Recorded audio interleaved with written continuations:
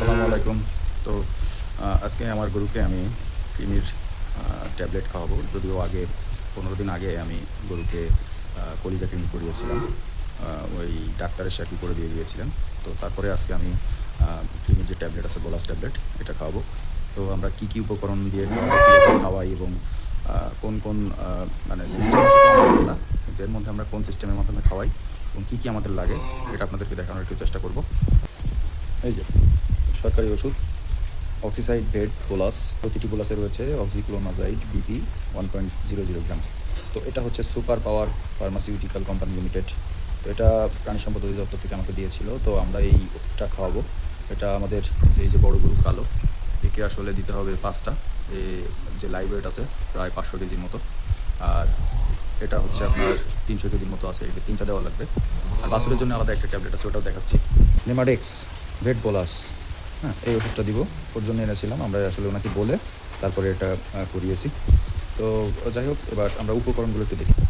এই যে চিনি লাগবে।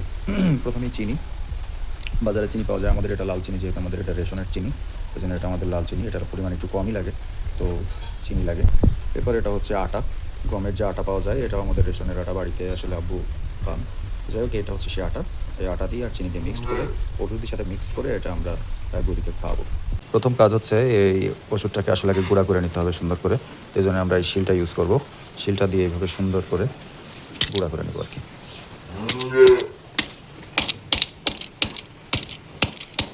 তো মোটামুটি সবগুলাই এই যেভাবে গুঁড়া করে নিছি। এই যে এখন এটা দেওয়ার পালা।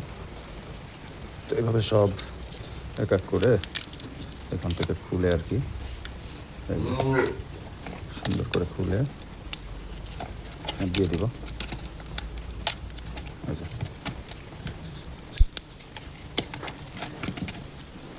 এই যে একটা ওষুধ হয়ে গেল। তো এই যে 4টা ট্যাবলেট নিয়ে নিলাম, এখান থেকে 4টা আর একটা, মোট 5টা ট্যাবলেট এই যে নিয়ে নিয়েছি। এবার এর মধ্যে অল্প পরিমাণে আটা নিতে হবে। তো যাই হোক, সামান্য পরিমাণে পানি দিয়ে এইভাবে সুন্দর করে মিক্সড করে নিতে হবে। আটা, চিনি এবং সামান্য পানি আমি নিয়ে নিয়েছি। তারপরে এভাবে সুন্দর করে গোল করে নিতে হবে বলের মতো। অনেকেই বড় গরুকে খাওয়াতে পারে, কারণ আমি আমার বড় গরুটাকে খাওয়ানোর চেষ্টা করব, আপনাদেরকে একটু দেখাবো যদি সম্ভব হয়। আমার একবার এটা করতে গিয়ে পায়ের নখ অলমোস্ট ফেটে গিয়েছিল। তো যাই হোক, এটা প্রায় হয়ে গিয়েছে। এটা বড় গরুর জন্য করলাম। তো এটা হচ্ছে সে বড় গরু, একে আমি খাওয়াবো। তো খাওয়ানোর ক্ষেত্রে অবশ্যই দড়ি একটু খাটো করে বাঁধতে হবে, তারপরে খাওয়াতে হবে। আর খাওয়ানোর সময় অবশ্যই মুখটাকে সুন্দর করে মানে আটকায় ধরে রাখতে হবে, যাতে ও কোনো কিছু ফেলতে না পারে। হ্যাঁ, ভিতরে ঢোকায় দিয়ে তারপরে আর কি আটকায় ধরে রাখতে হবে। তো যাই হোক, চেষ্টা করে দেখি পারি কি না। আমি আগেও একবার একে খাওয়াইছিলাম, এটা সবথেকে বড় গরু আমাদের। তো আপনারা একটু দেখেন।